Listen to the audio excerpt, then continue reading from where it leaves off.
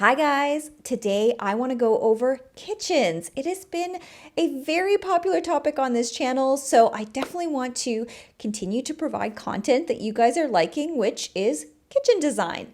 So today I'm going to give you 10 kitchen design tips for a beautiful and functional space. So the first tip that we want to cover is determining your layout. Now, if you're doing a major renovation, this is key to getting the kitchen of your dreams.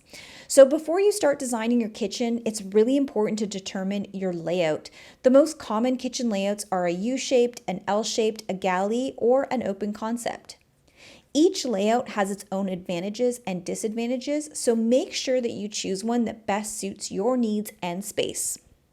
You also might have some limitations in what type of layout you can fit in your space, so it's really good to talk to a professional to determine how you can set up your kitchen, especially if you're going for a full renovation. So the next tip that I have for your kitchen is maximizing your storage space. I feel like this is something we all need all the time, is more storage, or a way to utilize our storage better.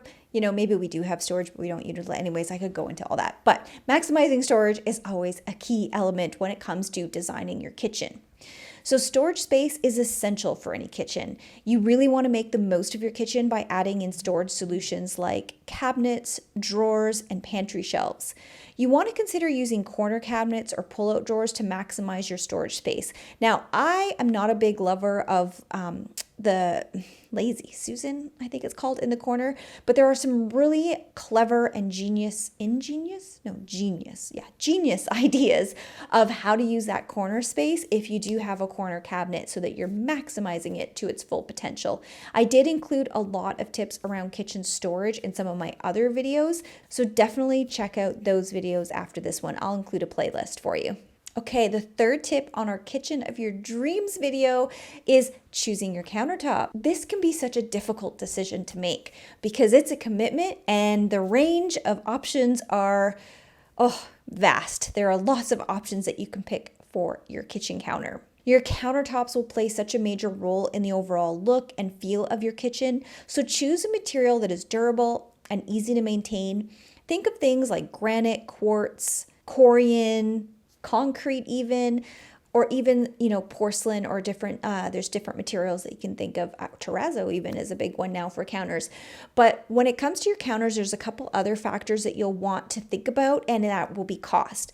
So on the very low end, you could look at doing something like Formica countertops. Formica is a brand, kind of like we say Kleenex when we mean tissues, but basically a laminate. So that's your very low end. Of course, I would say if you can opt to go into a stone or a man-made product, it would be better just from a longevity standpoint. When you think about stones, granite is actually your lower end of that costing. So if you're thinking about going with a natural material, granite will be, from a cost perspective, a little bit lower. Getting into things like marbles, you do have a huge cost, but I do put a little asterisk on marbles. They are very porous. So when you get into stuff like marbles, they can stain very, very easily. So I don't recommend marbles, but if you like a marble look, get into a man-made like a corian or a quartz, and you can get kind of the look of marble without the maintenance of marble, which can be annoying. I have marble in a bathroom and I honestly really don't like it. I do not like it. I'll just go on record to say that. I do not like the marble. I would quickly replace that for a corian any day of the week because it just performs better. Tip number 4 is installing proper lighting. Oh my gosh, I have talked about lighting so many times as well. Lighting is so important in your space. There is never a reason why you should cheap out on lighting, to be honest, because you will probably regret it.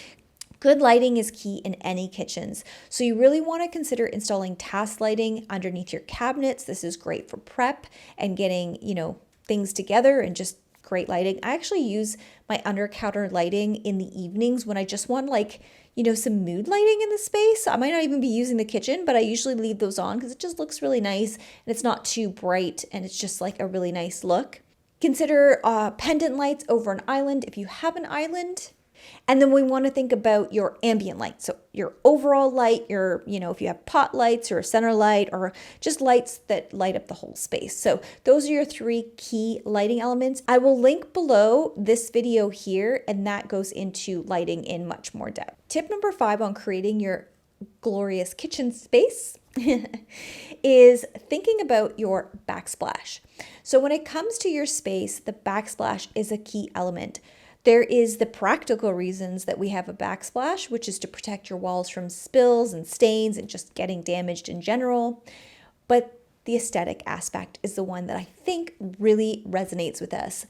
I have been in situations where you see a backsplash that is, not the best design choice. I'm trying to use my words carefully. It just is busy, or the colors don't work, or there's just certain things about it that you go, oh wow, this kitchen would be gorgeous, but the backsplash is terrible. And that is the power of a backsplash. It can really change the entire appearance of a space. So thinking about your overall aesthetic and what you do gravitate towards simple, clean, minimalist, maybe, like that slab where you take the slab of the countertop and put it on the backsplash. That could be a really interesting look.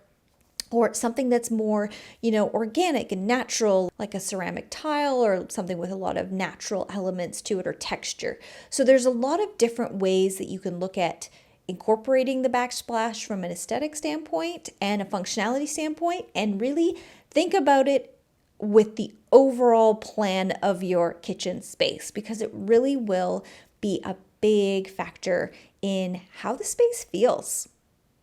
Tip number 6 is thinking about your appliances in your dream kitchen.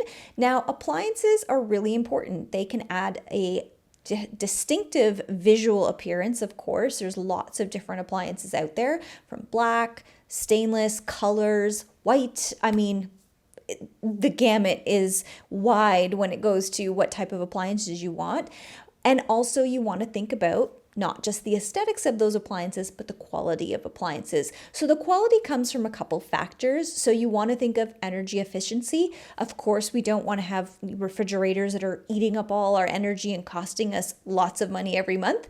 So we want to think about how energy efficient they are and how, they perform overall. You can do your own research on which appliance brands are, better than others.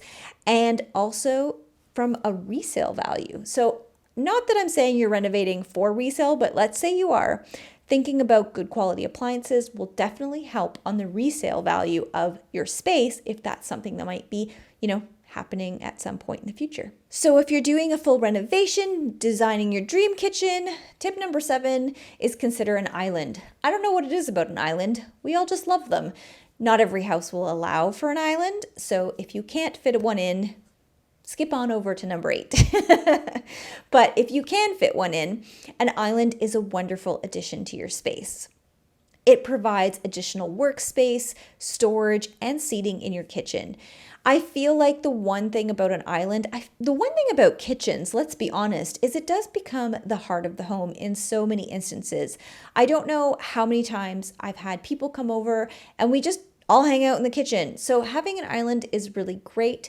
It adds a lot of usable space, functional space. Aesthetically, it's beautiful, but it just becomes that little hub of your kitchen where people gather around. So if you're able to, an island is always a great addition in a kitchen. Tip number 8 for your dream kitchen is choosing your flooring. Now, this really depends on the level and scale of renovation that you're doing. If you're doing a renovation that is just, flipping out your kitchen cabinetry and everything's really staying in the same place and it's more of an update, then you might not be touching the floors. If you are doing a full scale renovation and you're trying to only do the kitchen and your floors will get affected, then you may think, how does this affect the rest of the flooring? And that really depends on if you have an open concept or segregated kitchen area, because you might have tile in the kitchen and you might have different flooring throughout your house. So you want to think about that flooring choice. Now, if it is a renovation that's going to affect the entire floor plate because it is open concept. I think of my kitchen, it's very open with the living room. So that being said, you'll want to think about the flooring throughout your space. So flooring is really, really key because it could affect more than just the kitchen. It really does depend on your kitchen. So thinking about the flooring material in your kitchen is really important. You want to think about it being durable, easy to clean. Things like hardwood, tile, laminate, engineered hardwood is really great that would go, in the kitchen or throughout your space. This tip I love because if, say, you're not doing a full renovation, but you are updating your kitchen space or your space in general, this is a great one because you really want to think about the personal touches. So something that makes the space feel like you. So personal touches like artwork, family photos, decorative accessories that add personality and warmth to your kitchen. You really want to choose items that match your own personal style or your color scheme. So, if you're more minimalist, it might be really clean and simple aesthetics, maybe even some architecturally interesting pieces that sit on a countertop. And if you're more eclectic or bohemian, kind of like me, you might have some more earthy tones. You might have more stuff, more plants, different things like that. Or if you are a maximalist and you love color, you might throw in lots more color and different pieces and have baking stuff. And, it just really depends on what you like and what your aesthetic is. So lean into that and really add in those personal touches. That's what's going to take the kitchen from feeling like a sterile space to something that's lived in and feels like your home. And tip number 10 is keeping it organized. So important in a kitchen. Keeping your kitchen organized is essential for a functional space. So consider using drawer dividers, shelf organizers, knife blocks or magnetic knife strip. Basically create space in your kitchen that's intentional for what it's being used for. You really want to think that everything in your kitchen has a home and a place to live when you're not using it. And that does just make for the most functional kitchens ever, is when everything has a home. It will just be wonderful. You'll love it. So these tips are a wonderful starting point for a kitchen renovation. However, if you are planning one, I do highly recommend working with a professional kitchen designer. They're going to really help you execute this to the best function for your space, and they will be able to give you a lot of insight as to, what's available within your market. If you guys enjoyed this content, please, hit that like button, subscribe. I greatly appreciate it. And until next time, bye.